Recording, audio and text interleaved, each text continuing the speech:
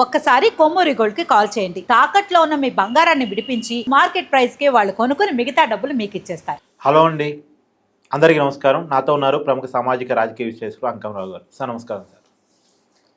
Sir Uttarandhra senior నాయకులంతా కూడా ఒక సీక్రెట్ మీటింగ్ నిర్వహించారని, దాంట్లో వాళ్ళు అనుకుంది ఏంటంటే జగన్మోహన్ రెడ్డి గారితో కలిసి ట్రావెల్ చేస్తే తమకు రాజకీయ భవిష్యత్తు ఉండదు, మనం ఒక జగన్మోహన్ రెడ్డి వదిలేసి కొత్తగా వేరే ప్లాట్ఫామ్ చూసుకుందాం, లేదా వేరేగా వెళ్దాం, వేరే రాజకీయగా ఏదన్నా ప్లాన్ చేద్దాం అనేటువంటి ఆలోచనకు వాళ్ళు వచ్చినట్టుగా కూడా తిరిగి వస్తున్న సమాచారం. అంటే వైసీపీ ఇప్పుడు రెండు ముక్కలు కాబోతుందా? ఉత్తరాంధ్ర నాయకులంతా జగన్మోహన్ రెడ్డి గారిని వదిలి వెళ్ళిపోతున్నారా? ఒకవేళ ఉత్తరాంధ్ర నాయకులు వదిలి వెళ్ళిపోవడం స్టార్ట్ అయితే అది ఉత్తరాంధ్ర నాయకులతోనే క్లోజ్ అవుతుందా, లేదా ఆ ప్రభావం ఇతర ప్రాంతాల మీద కూడా పడిద్దా ఏంటి? ముందుగా ఉత్తరాంధ్ర నాయకుల చేత మాట్లాడిస్తే తప్ప ఉపయోగం ఉండదని చెప్పని రాష్ట్రంలో ఉన్నటువంటి 26 జిల్లాల నాయకులందరూ కలిసి వాళ్ళకి చెప్పి వాళ్ళ చేత మాట్లాడిచ్చారని అయితే నేను భావిస్తున్నాను. ఒక ఉత్తరాంధ్రకి కాదు, ఎందుకంటే ఉత్తరాంధ్ర చూసుకుంటా ఉంటే ఈరోజు భోగాపురం ఎయిర్పోర్ట్ పూర్తయి త్వరలో ప్రారంభోత్సవం కాబోతుంది. ఒక ఏపీ నుంచి గూగుల్ డేటా సెంటర్ అనేది విశాఖపట్నంలో కనపడుతుంది. మూలపోటు పోర్టుని ఆందోళన చేస్తున్నారు. నిన్నగాక మొన్న ఆర్ఎస్ఎల్ మెటల్ అది కూడా ప్రథమ దశలో 70,000 కోట్ల రూపాయలు, తర్వాత 90,000 కోట్ల రూపాయలతోటి రమారమిలో 150,000 నుంచి 170,000 కోట్ల రూపాయలు పెట్టుబడి పెట్టి అక్కడ పరిశ్రమ మళ్ళీ మన శంకుస్థాపన కూడా జరిగింది, పనులు మొదలవుతూ ఉన్నాయి. ఇక టీసీఎస్ కావచ్చు, రకరకాలుగా ఉత్తరాంధ్రకి ఈరోజు ఐటీ కంపెనీలన్నీ ఒక క్రమపద్ధతిలో వచ్చి అక్కడ జరుగుతూ ఉన్నాయి. మరి వీళ్ళు తల్లికి వందనం అన్నారు ఈరోజు చంద్రబాబు నాయుడు గారు. అంతకుముందు వాళ్ళు అమ్మఒడి అన్నారు, వాళ్ళు ఇంట్లో ఒకరికి ఇచ్చారు, వీళ్ళందరికీ ఇంట్లో 7 కూడా ఇచ్చేస్తున్నారు. దాని గురించి మాట్లాడలేరు. మహిళలకు ఉచిత బస్సు జరిగిపోతా వాళ్ళు ఇవ్వండి, వీళ్ళు ఇచ్చారు, ఇంకా వాళ్ళు మాట్లాడటానికి లేదు. రైతులకి 20,000 రూపాయలు ఇస్తా ఉన్నారు, ఈరోజు వాళ్ళ ఖాతాలో జమ అవుతా ఉన్నాయి. జగన్ ఇవ్వండి, ఇది జగన్ది అంటే కొంత ఇచ్చాడు, 13,000 రూపాయలు ఇచ్చాడు, మిగిలిన పెంచి వీళ్ళు ఇస్తున్నారు. తర్వాత మహిళలకి సంవత్సరానికి 3 సిలిండర్లు ఇచ్చేస్తున్నారు. అవును. తిరిగి మళ్ళీ అన్న క్యాంటీన్లు ప్రారంభించేశారు. పేదవాడి భోజనం రైతులకు సంబంధించినటువంటి వ్యవసాయ పనిముట్లు కావచ్చు, వ్యవసాయ పరికరాలు కావచ్చు, ట్రాక్టర్లు కావచ్చు, వాటికి మళ్ళీ రాయితీలతోటి ఆ పనులు వాళ్ళు మొదలు పెడతా ఉన్నారు. ఇక విద్యా వ్యవస్థలో సమూల మార్పులు తీసుకొని వచ్చేసి ముందుకు ఏ విధంగా వెళ్తున్నారో మనం చూస్తూనే ఉన్నాం.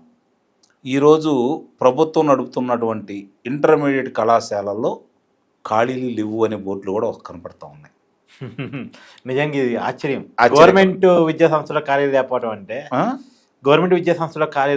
అంటే ఈ విధంగా ముందుకెళ్తున్నాయి. మేము ఎప్పుడు విద్యార్థి ఉద్యమంలో పనిచేసేటప్పుడు సార్, గవర్నమెంట్ కాలేజీలో సీట్ కావాలంటే రికమెండేషన్ చేయాలి. అవును, ఆ పరిస్థితి మళ్ళీ ఇప్పుడు త్వరలో రాబోతుంది, అనుమానం లేదు దాంట్లో.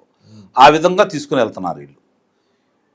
సరే, రహదారులు అంటే కొన్ని ప్రాంతాల్లోనే అద్భుతంగా వెళ్ళిపోతా ఉన్నాయి, కొన్ని ప్రాంతాల్లో మరమ్మతులు చేసుకుంటామని ముందుకెళ్తున్నారు.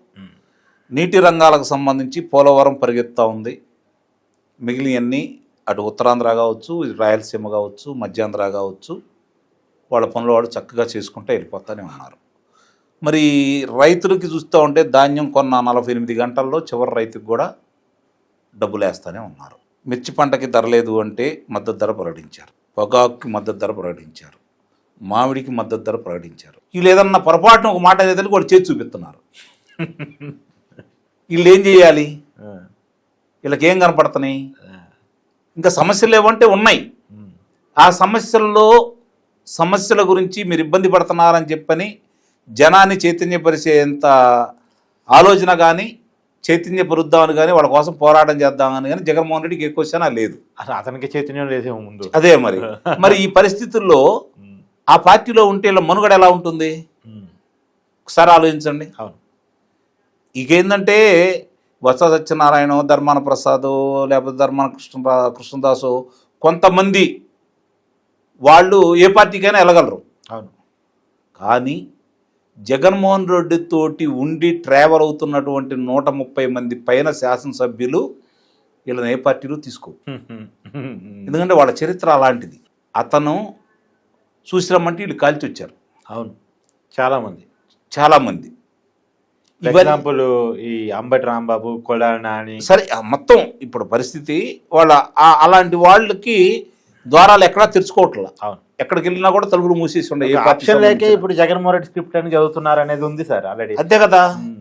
కాబట్టి వాళ్ళలాంటి వాళ్ళు అక్కడే ఉండాలా, జగన్మోహన్ రెడ్డి అట్టనే ఉండాలా, వాళ్ళు అలానే మాట్లాడుతూనే ఉండాలా.